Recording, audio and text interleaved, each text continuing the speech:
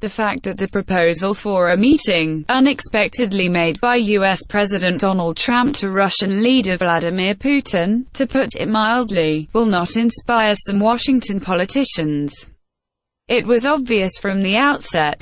However, the hysterical squeal and heart-rending howl that rose in this regard in America suggests not about human behavior, albeit far from adequate, but about the uproar, in a panic-stricken monkey.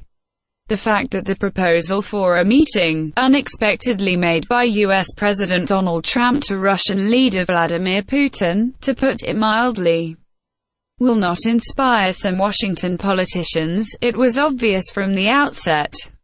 This hawk is directly foaming from the thought that Putin's foot will set foot on the land of the U.S. Capitol. However, Carpenter still somehow holds himself in the bounds of decency and tries to substantiate his own outpouring of bile. His other colleague on the shop, vaguely referred to as a former employee of the American Special Services, probably ex-Rushnik, who has recently sensitively caught the most popular trends and quickly re-qualified as an expert on Russian disinformation and influence, Clint Watts, is glumly laconic. Russia pushed us in the back seat. Guys. You do not know yet how Russia can push. Do not know yet. Another, former intelligence officer, who himself unsuccessfully tagged in the White House and since then has never missed a single opportunity to talk about Donald Trump, Evan McMullen, goes even further in his fabrications. He claims that there is nothing surprising in what is happening, since both Trump and Putin are one field of berries. Dictators, you know, and the enemies of democracy. Obviously, in his next speech, McMullen will not fail to equate the current U.S. president no less than with Saddam Hussein and Kim Jong-un. Why are they too shy? However, and this is still not the most outstanding pearls.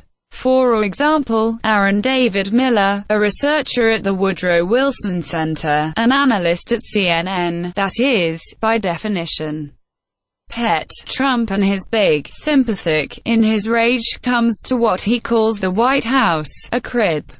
Do not believe me? In my opinion, a comparison with a wolf, it's not even offensive. But to call the residence of the leader of his own nation bad words, it's somehow not quite normal. And they say that all Americans are great patriots.